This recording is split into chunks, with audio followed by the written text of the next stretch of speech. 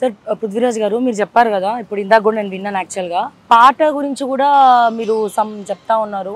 జై జై హే తెలంగాణ, అది కూడా ఒక తెలంగాణలో చాలా మంది మ్యూజిక్ డైరెక్టర్స్ ఉన్నారు, ఎందుకు కీరవాణికే పిలిచిచ్చారు అని చెప్పి. సో దాని గురించి ఏంటి? జాతీయ గీతంగా కేసీఆర్ దాన్ని నెగ్లెక్ట్ చేసిండు, దాన్ని అందరం అపోజ్ చేసినాం. మా అందశ్రీ గారు తెలంగాణ మెడలో ఒక అద్భుతమైన దండ లెక్క చాలా పాటలను దీన్ని ఒకటి చూస్ చేసి జయ జయ హే తెలంగాణ జననీ జయకేతనం అనే పాటను చాలా అద్భుతంగా రాసిండ్రు. దాన్ని జాతీయ గీతంగా తెలంగాణ గీతంగా మన ఇప్పుడున్న కాంగ్రెస్ ప్రభుత్వం పెట్టడం అనేది సంతోషం, హర్షించదగ్గటువంటి అంశమే. కానీ దీంట్లో ఒక మెలిక ఏంటంటే అదే దాంట్లో ఉంటుంది. నేను ఏమంటున్నా అంటే నిప్పుల వాగులకెళ్ళి పుట్టినటువంటి ఆ సాహిత్యంలోకి వెళ్ళి పుట్టినటువంటి ఒక నిప్పు అనే చెప్తున్నాను నేను. జానపద జనజీవన జావలీలు జాలువార కవిగాయక వైతాళిక కలలా మంజీరాలు జాతిని జాగృతపరిచే గీతాలా జన జాతర అనునిత్యం నీగానం అమ్మ నువ్వే మా ప్రాణం జై తెలంగాణ అని. అంటే తెలంగాణనే ప్రాణంగా మనసా వాచ కర్మనగా ఊహించుకొని పాటలు సాహిత్యం అద్భుతమైన సాహిత్యము కొన్ని ఏళ్ల నుంచి ఇక్కడ పుట్టినటువంటి ఈ గడ్డ మీద ఈ జాతీయ గీతంకు ఈ వేరే రాష్ట్రానికి సంబంధించినటువంటి కీరవాణి గారిని పెట్టడం అనేది మాకు నచ్చలేదు. ఇది మా ఆత్మగౌరవానికి మా ఆత్మను ఎక్కడో దెబ్బతీసినట్టు అనిపిస్తున్నది.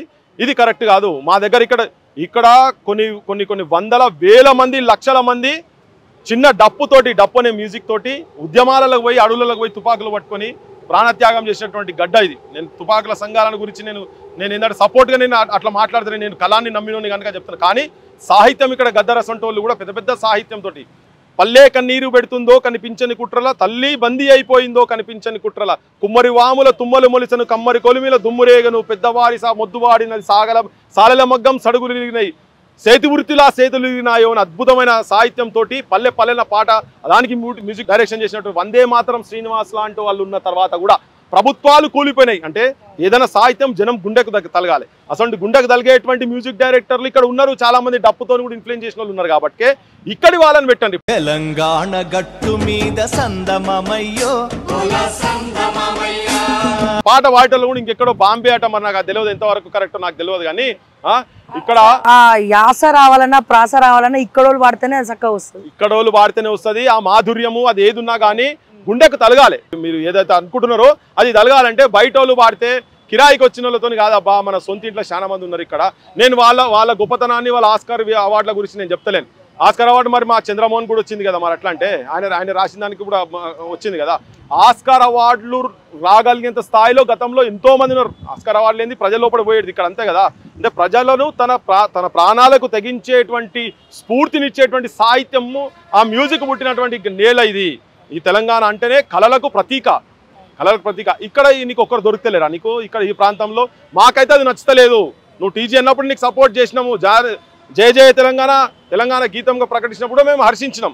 కానీ ఇప్పుడు మాత్రం మేము చెప్తున్నాము, ఇది మార్చుకోండి దయచేసి, మీ ఆలోచన మీరు మార్చుకోండి అని చెప్పి మీ ద్వారా రిక్వెస్ట్ చేస్తున్నాము. మా బోటలకు బాధ అవుతున్నది, బాధ తలుగుతున్నది. కాబట్టినే స్వరాష్ట్రమై తెలంగాణ స్వర్ణయుగం కావాలంటారు.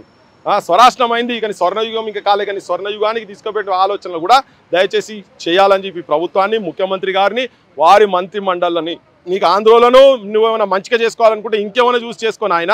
కానీ ఇది జీవితాంతం నువ్వు ఉన్నంతసేపు, తెలంగాణ చరిత్ర ఉన్నంతసేపు ఒక పక్క రాష్ట్రానికి సంబంధించినటువంటి వ్యక్తులు ఎంత గొప్పడైనా పర్లే పోయి మిస్ యూనివర్సు పక్కింటోని తల్లి అయితే నా తల్లి అవుతుందా?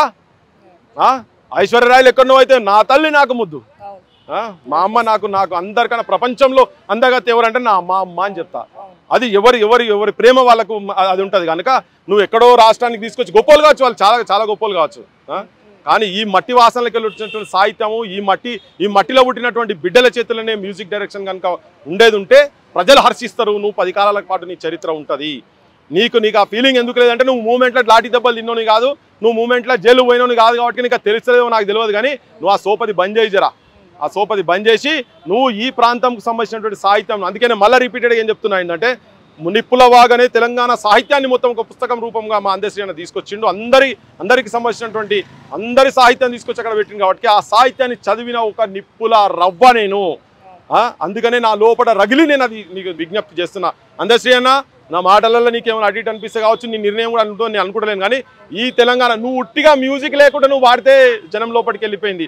జయ జయ తెలంగాణ జననీ జయకేతనం ముకోటి గొంతుకలు ఒక్కటైన చేతనం జయ జయ హే తెలంగాణ జనని జయ కేతనం ముకోటి గొంతుకలు ఒక్కటైన చేతనం తరతరాల చరిత గల తల్లి నీరాజనం తరతరాల చరిత గల తల్లి నీరాజనం పద పదాన నీ పిల్లలు ప్రణమిల్లిన శుభ తరుణం జై తెలంగాణ జై జై తెలంగాణ జై తెలంగాణ జై జై తెలంగాణ జయ జయ తెలంగాణ జనని జయ కేతనం ముక్కోటి గొంతుకలు ఒక్కటైన చేతనం.